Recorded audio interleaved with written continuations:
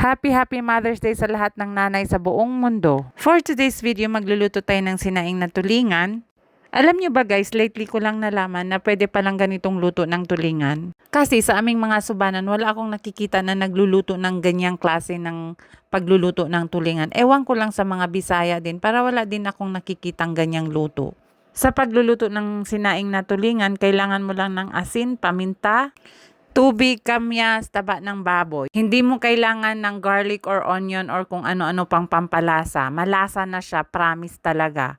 Konting ulam lang, sobrang dami ng kanin na makain mo dahil sa sobrang malasa talaga siya. But anyway guys, ang videong ito ay inihahandog ko sa aking pinakamamahal na nanay. Si Mamang, siya lang naman ang telma sa buhay namin nung mga bata pa kami. Siya ang taong sumusundo lagi sa amin sa ilog na may dalang pamalo at laging sinasabing, "Hindi ka pa nakapagsaing, hindi ako makaalis-alis ng bahay kasi walang magbabantay sa mga kapatid mo." Ganyan lagi eksena niya sa tuwing sinusundo niya ako sa ilog dahil naliligo ako kasama yung mga kaibigan ko.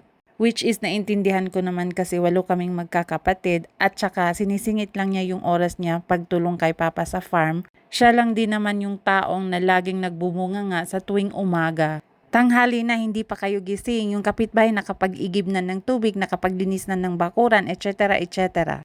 Siya kasi yung taong 4 AM pa lang nasa palayan na at naggagapas na ng mga damo. At 6 AM uuwi siya para magpadede ng aking mga kapatid. Then babalik ulit siya.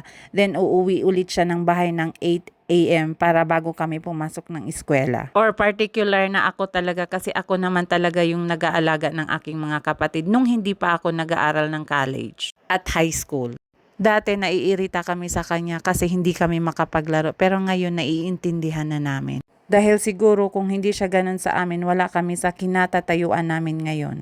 Siya din yung taong mukhang pera.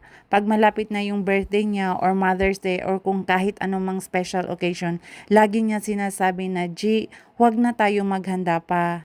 Pera na lang sa akin kasi kailangan ko bumili ng ganito, ng ganyan. Marami akong babayaran, allowance pa ng mga kapatid mo. Marami akong asikasuhin." Bilang nanay na din naman ako ngayon, naiintindihan ko na siya. As nanay kasi, ang dami-dami nating iniisip at number 1 na dyan yung panggastos natin pang araw-araw. Siya lang din naman yung taong nakafeel kung ano yung nararamdaman ko kahit hindi ko sinasabi. Pag ako'y nananahimik, yung hindi ako nagchat-chat, or pag hindi ako nakikisali sa mga group chat namin magkakapatid, bigla siya mag-chat sa akin. At sasabihin niya, "G, kumusta ka dyan? Kami dito okay lang kami, wag mo kaming alalahanin. Kung may problema ka dyan, nandito lang ako lagi, handang makinig sa'yo. Cheer up always and always pray." Yan yung lagi niyang mga sinasabi sa akin. Siya lang din naman yung taong nag-alaga, nag-aruga, nagsusumikap, nagsakripisyo at nagmahal at gumabay kung ano man yung mga narating namin ngayon. At higit sa lahat, siya lang din naman yung nagluwal sa amin 8 magkakapatid at nagturo ng magandang asal at nagpalaki sa amin na may takot sa Diyos. Mang, maraming salamat sa lahat-lahat. Happy Mother's Day. Mahal na mahal ka namin lahat. Sa lahat ng nanay sa buong mundo, Happy Mother's Day.